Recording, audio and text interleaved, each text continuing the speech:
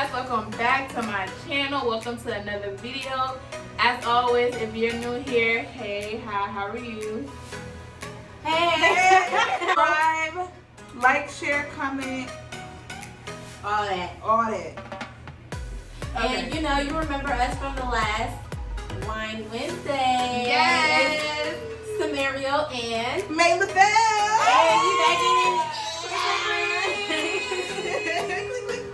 Okay, so in today's video, we're going to be talking about what it's like growing up with African parents. Because we're all Liberian. And I was born in Liberia, but May and Samaria were born here. But they have African parents. So we're going to be talking about what it's like growing up, or what it was like growing up, because we all, you know, we're all grown now. Right. But what it was like growing up with African parents. I can start. Okay. Because I feel like my mom, and you could probably attest to this, my mom was like Chit. Look. I guess. I feel like my mom was like really chill. Like she wasn't really strict at all. Like she was like especially compared to my mom, compared to your mom. My mom was like the chillest mom ever. But I think it's because like I was her last born too, and she always had to work, so she was probably just always too tired to deal with my mess. So, but yeah, I mean it wasn't so bad. Like, you know, growing up you have like your restrictions, of course. You can't do this, you can't do that. But I feel like with African parents, it's like they put that fear inside you. So it's like they may not tell you have a curfew, but you know not to come in the house. You know you got a curfew. Pass the time, yeah. Like you don't have to have a specific time because you know not to disrespect them. And then another thing, when my mom was like, she loved to. Oh my God, that woman loved to talk. That's, she would talk. I think that's all of them. All of them. All of them. And then no, I think it's the mother. It's the mother. Yeah, not mom. the, yeah. Yeah. And it's like, if you get in trouble, right? And let's say you did something before, but you just recently got in trouble, boy, they'll bring all the stuff you did years ago, they'll bring it back I up. would rather just the whooping and get it over And get it with. over Because with. that talk is torture. Yeah. And you gotta sit up and be alert when they talking to you. You can't talk back. Nothing. You can't talk back. Oh my gosh. So for me, boy, Oh yeah. like my mom, well, she still is. But my mom is so strict. Like, I remember, so I came to America when I was in the 5th grade. So from 5th grade up until, let's say, like, freshman, sophomore year in high school, boy, she was strict. But then, like, my junior, senior year, she was a little bit more lenient, but she was still strict. But my mom, I couldn't go nowhere with my brother, but I have he's 18 now, but he was much younger, so I had to take care of him, okay? And man, you remember, like, every time I would go to May's house, I had to bring him with me. Right. Oh my God, you couldn't do anything. Samaria, no way. Samaria, like, you couldn't do it. But at least you got to sleep over. I never got to sleep over. Boy, that was barely. Oh, that's another one, yeah. That was barely, like, because, me and Mary are cousins, so it's like, I guess that was like the only, Cousin's house set. I couldn't even do that. Boy, but like I said, it wasn't all the time. Like, May slept over at my house more than I slept over at her house. Like, I couldn't go to my friend's house. I couldn't go to the mall with my friends. I couldn't do anything. And then, like I said, like, if I do want to do something, like if I want to go to May's house, I have to bring my little brother with me and go play outside. I have to bring, like, you have to put him to sleep before you go. Put him on my back. Like, can you please go to sleep? 'Cause, like, I'm like, okay, you're in 5th grade or 6th grade. All you want to do is go outside and play, especially during the summertime. Everybody's outside playing. I remember my friends in the neighborhood would come ring my doorbell, and my mom would be like, yeah. They'd be like, oh, can one of y'all? No, one can't come outside. Like, no, one can't come outside. Yeah, because, like, had it hard. Well, I had it hard. But I feel like it's worth it. Like, looking at it now, I'm like, well, I understand why they were being so strict. Yeah, but I turned out okay. You right? did. I turned out okay. Yeah, because you're really grounded. Like, Yeah. you're very grounded. That's a good thing that came out of that. Yeah, I turned out okay. Would I do that to my child?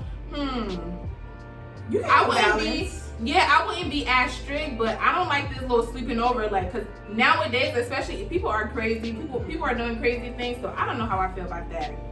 But what about you? What was it like growing up with your parents? So, being the oldest of my siblings, it was tough. Scenario too. Like, it was real tough. Really? I literally had to grow up fast. And a lot of things that the boys could get away with, us girls could not get away with it. So like my younger brothers and them used to spend the night to people's houses, and I'm like, why we can't spend the night? And they got my younger siblings, why they get to spend the night? So I'm like, we cannot, us girls, we cannot. We can't go to our cousin's house. And I used to get in. It got to a point where I was like, man, I'm just gonna be rebellious. Oh, girl, middle school, high school, I was acting fool. Like I got in trouble. Like I remember, one, you always remember that one whooping. yes. That one whooping. So I think I was in middle school, and I kept getting a lot of trouble, and my dad was like, "That's the last straw." My teacher called him.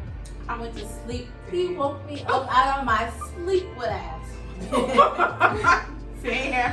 I was like so mad and afraid. I ran out of the house down the street. My mom came driving looking for me. But it was just growing up in the African household. It was like, I will say I took a lot from it. Not everything. I understand a lot of it now that I'm grown. Like Wani said, some of the stuff I would take to use with my own future children, and then some of the other stuff I'd be like, you let it stay in the past. Let it stay. But I understand it. It's all, a lot of it is from how they were raised too. So that's what they know, and so that's why when we get ready to have our children or start really raising our children, we're gonna pick up a lot. We might not realize it, but a lot of the stuff that we have been doing is based off of things that we were brought up on. So I wouldn't take the experience as a negative one, as an African household, because I know, like you said, I know a lot of people from different cultures. I can't even say the word right. Culture. The accent. Cultures that are either dead or like in jail and on drugs. They didn't make it to where we are now. So I can appreciate some of the things that I was brought up on.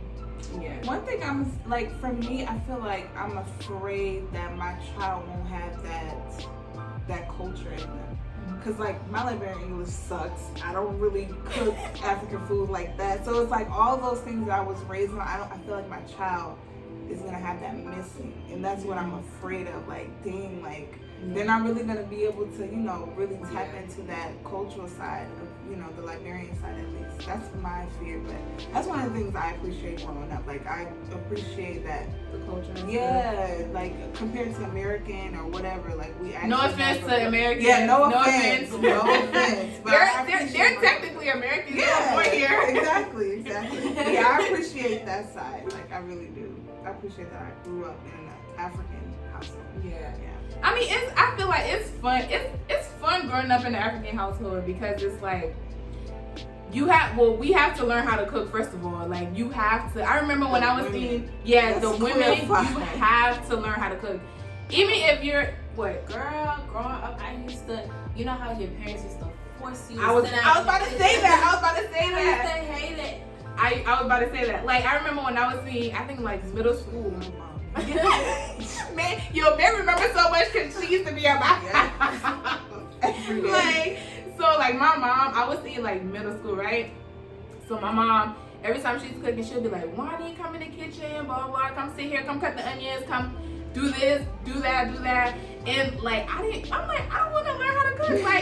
I'll cook on my terms. I'll learn when I want to learn. I don't want to learn because just then you want to teach me. So she'll be like, come in the kitchen, and then I'll always give her some lame excuse I'm doing my homework, I have a project, I'm doing this, I'm doing that. So she used to be like, you have to learn how to cook because if you get married, who's going to be cooking for your husband and blah, blah, blah. And I'm like, well, I'll learn one day.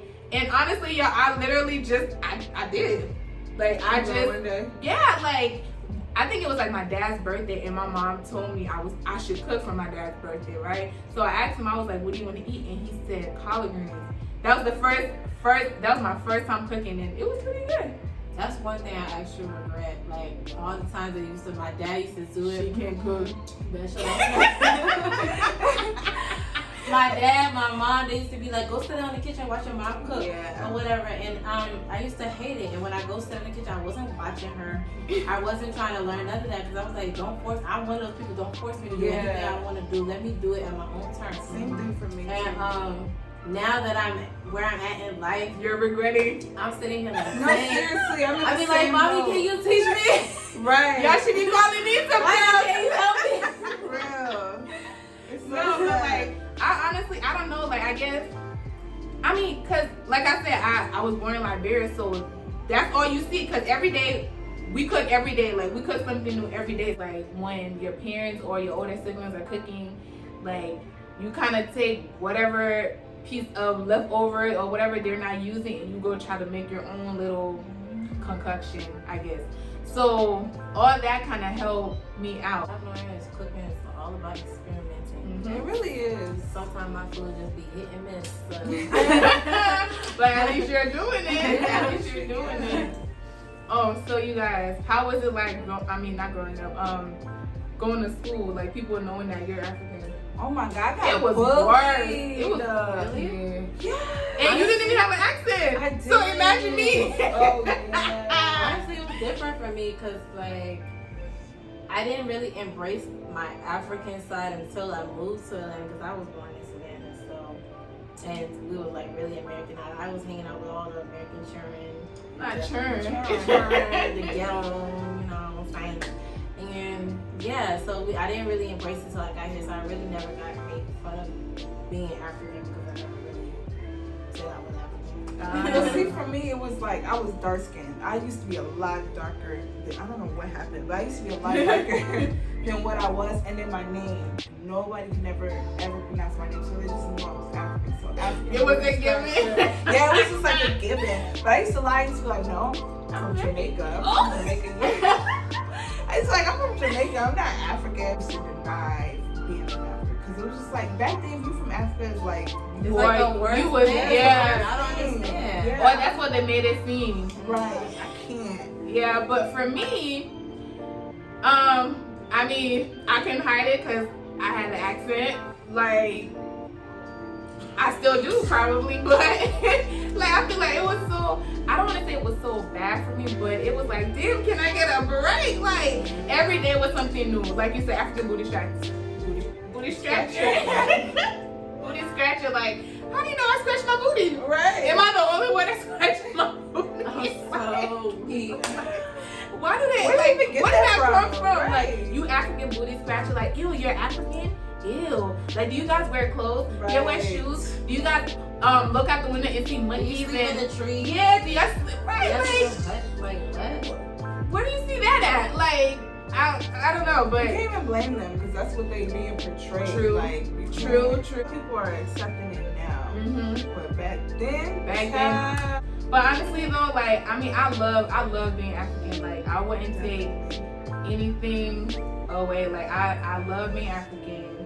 I just feel like you kind of just, you grow up different from your peers, than non-African. African is something that I want to change, because it's who I am, and it's what I love most about myself, because it makes me different from others. And so, like, I love my culture, and yeah. What she said. Right? That's what she said. But yeah, guys, so that is pretty much it for this video. I hope you enjoy our experience, enjoy how we grew up, and and I hope you can relate to us, because I feel like some Americans can relate, because I feel like punishment. yeah, like strict. you can't go sleep to this person's house, Right. like so I feel like American folks can relate too. So anyways, you guys, don't forget to like, comment, and subscribe, and I will see you all in my next video. Bye. I love you, Santa. I love you.